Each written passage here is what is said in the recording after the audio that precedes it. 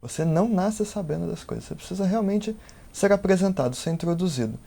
E é para ser introduzido com alguns dos maiores mestres da filosofia no Brasil que eu chamei para perguntar algumas coisas que acho que pouca gente sabe responder. Professor, muito obrigado por ter vindo. Prazer. Vamos lá. Você, Moacir Novaes, é especialista em Santo Agostinho. É professor aqui da Universidade de São Paulo, mas você também é declaradamente ateu. E uma vez eu li, acho que se eu não me engano no Gilson, que Agostinho ele falaria, se você quer que eu prove Deus, primeiro acredite. Como que um ateu consegue estudar Santo Agostinho? Eu acho que é porque tem uma vantagem, eu diria, em ser ateu nesse caso. Me dá um certo distanciamento em que eu posso olhar para aquela reflexão, para aquele pensamento, de uma maneira diferente, justamente de quem já tem uma adesão por ser cristão, né? Olhar e não negligenciar. Eu sempre achei interessante isso, pensar como é que um cristão considera que ter a fé é parte de ser um filósofo. Mas não é o caso de Agostinho, evidentemente, né? É um autor que me encantou muito quando comecei a ler, e eu percebi que para ele, nos textos dele, era evidente que ter fé estava integrada à reflexão filosófica. E eu queria entender isso, eu achei isso interessante. E o que eu posso dizer, assim, por que eu acabei descobrindo como mais interessante? É a ideia de que ter fé, para ele, era uma maneira de se motivar a investigar. E o que eu vi em Agostinho é que ele faz da fé uma espécie de jogo de amarelinha, que eu digo para os alunos às vezes, né? Você tem que jogar a pedra lá na frente e aí você tem que correr atrás, né? Mas como que dá para fazer esse vínculo entre a filosofia e a religião? Porque normalmente, vulgarmente pensando, são contrapostos a religião e a filosofia. Como que dá para fazer esse vínculo? Então, talvez porque a gente vai descobrindo que religião não é fé, necessariamente.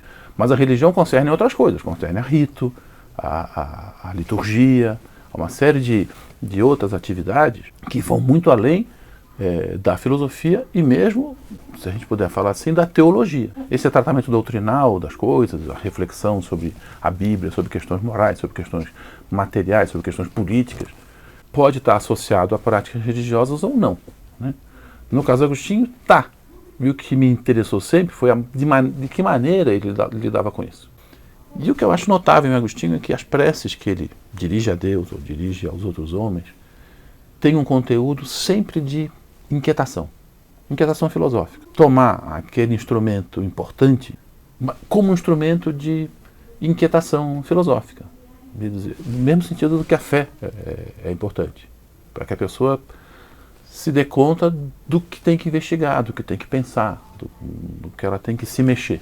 Então eu acho que no caso dele, como para mim como objeto de estudo, a religião também se associa a essa perspectiva. Pensando no Brasil atualmente, o Agostinho ele tem alguma importância? Estudar Agostinho é importante para a educação nacional? Eu acho que tem relevância, como tem relevância estudar Carnap, estudar Platão, estudar Sartre. Ou seja, são autores importantes que conformaram a nossa cultura, né? E se a gente quer pensar o mundo criticamente, olhar para o mundo, entender, aprender a dialogar com as outras pessoas, aprender a ouvir pontos de vista diferentes, a gente precisa praticar isso, né? E os grandes autores, os grandes clássicos, não só eles são pontos de vista que a gente aprende a ouvir, mas eles também ensinam a ouvir pontos de vista, né? É difícil um texto de filosofia que não articule teses diferentes, pontos de vista diferentes e dê dignidade para esses pontos de vista diferentes. Então eu acho que estudar os grandes clássicos é importante sim, para a educação brasileira, né? Não é para resolver o problema de amanhã, né? Essa é tarefa nossa pensar, né? Nós, como cidadãos, temos que olhar para os problemas, para as políticas públicas. Mas pensando então na nossa realidade presente, como na sua própria interação, há uma interação, há algo a ser pensado, por exemplo, da relação corpo docente-discente, né? Qual seria, por exemplo, a sua interação, o seu pensamento sobre o Centro Acadêmico de Filosofia, por exemplo? Vamos por partes, certo? Porque uma coisa é a relação com o centro acadêmico, que eu diria que é um assunto mais singular. Outra é a nossa relação com o corpo discente. né? Vou começar por essa, pela mais geral, me parece mais relevante. Vou dizer por quê. Eu acho que a gente, além da atividade propriamente didática, pedagógica e de orientação de pesquisa, tem responsabilidade. Por exemplo, a gente tem um corpo discente heterogêneo e talvez menos heterogêneo do que deveria ser. Né? Por quê? Porque o nosso corpo discente, de certo modo, espelha as desigualdades brasileiras.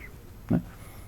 E espelha pouco, de um certo modo. Né? Já há uma espécie de seleção de quem tem acesso à universidade. Eu acho que a gente tem a responsabilidade de pensar sobre isso e atuar a esse respeito. Porque numa dinâmica social como a nossa, se eu não atuo, eu não sou neutro. Eu simplesmente repito o que a tendência das coisas me leva a fazer. Eu viro sintoma. Né? Então é importante que a gente, dentro das nossas capacidades, das nossas responsabilidades profissionais, pense como vai lidar com isso. Né? Eu não acho que a gente tenha muita coisa a fazer no âmbito da docência. Ontem eu tive uma conversa boa com uma classe sobre isso. Por exemplo, a participação das mulheres, né? Das alunas nas aulas, é um assunto que precisa ser debatido expressamente. Elas estão à vontade para participar como mulheres ou não estão? Né? Como é que elas se sentem inseridas no debate, na sala de aula, tal? Como é que elas participam das aulas? Para mim, francamente, como homem, é muito difícil ver o problema. Mas isso já é parte do problema. Certo? Então eu tenho que ficar esperto e ouvir. Perder um certo tempo da minha vida ouvindo uma coisa que eu ainda não sei o que é, mas justamente porque eu não sei o que é. Com relação ao centro acadêmico, a gente tem relações um pouco erráticas, os professores e os alunos, até porque a gestão do centro acadêmico é muito rápida, no ritmo da nossa geração. Então, não é uma relação assim tão duradoura, porque isso depende da relação com pessoas. Né? Mas, na medida do possível, eu procuro ter algum contato, sobretudo se eu tenho alguma responsabilidade institucional, como chefe de departamento e tal. Mas estava falando dessa questão das mulheres, etc. Não seria mais fácil, em vez de tentar resolver ou encaixar esse problema no debate, ter uma visão um pouco mais conservadora, de tratar todo mundo como humanidade e tentar desaparecer o problema por não pensar nele? Mais fácil seria, mas aí eu viro sintoma, né, como eu disse. Não acho não. Eu acho que por quê? Porque a universidade ela é um ambiente que tem como virtude um certo apagamento das diferenças. Em que sentido? No sentido de que o filho de um banqueiro e a filha de um pequeno agricultor, quando sentam aqui, estão, de certo modo, igualizados, republicanamente igualizados. Essa é uma homogeneização virtuosa, mas até certo ponto. Quer dizer, não é indiferente agora que um aluno seja mulher ou homem, que seja branco ou negro, que venha de classe média alta ou de classe média baixa, ou até abaixo da classe média. O que acontece? Um aluno pode chegar aqui, pode conseguir chegar aqui, apesar de tudo. E eu acho que a gente não pode simplesmente abstrair e dizer, não, aqui é todo mundo igual, porque isso tem impacto. Por exemplo, um aluno, ele pode ser homem e branco. Se ele for de origem pobre, ele vai hesitar muito em procurar um professor, por exemplo, para fazer iniciação científica. Então eu acho importante. É importante olhar para a sala de aula e ver que não tem negro. O Brasil não tem negro? Por que não tem negro na nossa sala de aula? Né? Eu estou perdendo alguma coisa. Não é possível que eu não perceba que o fato de não ter negro na sala de aula empobrece o meu diálogo com os meus alunos. Porque tem uma experiência de ser negro que de alguma maneira vai aparecer. Se você me perguntar o que é, eu vou dizer, não sei, justamente, eu não sei. Eu sou branco. Se o meu universo está empobrecido, isso deve ter algum impacto. Né? Cadê os meus colegas pouquíssimos negros de graduação? E as minhas colegas negras de graduação? Onde é que estão? De fato, elas não se tornaram professoras universitárias? Acho que eventualmente não se tornaram. Acho que se tornaram, mas será que é indiferente ao fato de que elas eram mulheres negras? Você dizendo as suas dificuldades, por exemplo, de conseguir atingir as suas metas, você lançou um livro, já relativamente antigo, chamado Razão em Exercício. E como professor, você tem as suas pesquisas e você orienta outras pesquisas. Mas qual é a importância disso para as pessoas fora da academia? O que realmente traz de relevante? Por exemplo, eu vi no site do departamento que você está traduzindo os prólogos dos comentários a Aristóteles de Tomás de Aquino. que essa tradução é importante para o aluno do primeiro ano do ensino médio da Zona Leste de São Paulo? Imediatamente, nenhuma importância. Mas eu começaria a pensar a partir do teu exemplo concreto. Prólogos do comentário de Tomás de Aquino a Aristóteles. Quer dizer, Aristóteles escreveu livros, Tomás de Aquino comentou esses livros, e Tomás de Aquino escreveu prólogos, né, ou seja, textos introdutórios para o comentário de Aristóteles. Veja só, entre Aristóteles e Tomás de Aquino, tem uma diferença aí de, grosseiramente falando, 1.500, 1.600 anos. Então, que é mais do que entre nós e Tomás de Aquino. E Tomás de Aquino ali justamente pensa sobre isso. Qual é o sentido da tarefa dele de trazer aquele patrimônio da filosofia grega, que são os livros de Aristóteles, para um mundo completamente diferente. Ele, com base em traduções que estavam sendo feitas, ele foi comentando e fazendo, e pensando o sentido dessa transposição. Ora, essa transposição a gente está fazendo o tempo inteiro. Para quê? Porque a gente sustenta uma cultura. Porque esses livros são importantes na constituição da nossa cultura, da nossa ciência. Não se faz ciência, não se faz pesquisa científica sem um lastro cultural importante. Professor, então você rebateria as críticas de, por exemplo, de que a USP não formou nenhum filósofo, de que a USP jamais formaria um Gilson em determinadas áreas, citando, por exemplo, o Janotti e outros professores do departamento? Veja, eu não usaria o nome do Janotti nesse contexto, seria injusto com ele, quer dizer, não é isso. Né? O Janotti é o nosso Gilson. O que eu acho é que a gente tem um quadro relevante de professores. O professor Porchat tem uma obra enorme, importantíssima. O que é a obra do Porchat, além das coisas que ele escreveu e publicou? As pessoas que ele formou, né? Os debates que ele suscitou, orientando. Né? Eu acho que a gente não está devendo nada. Não.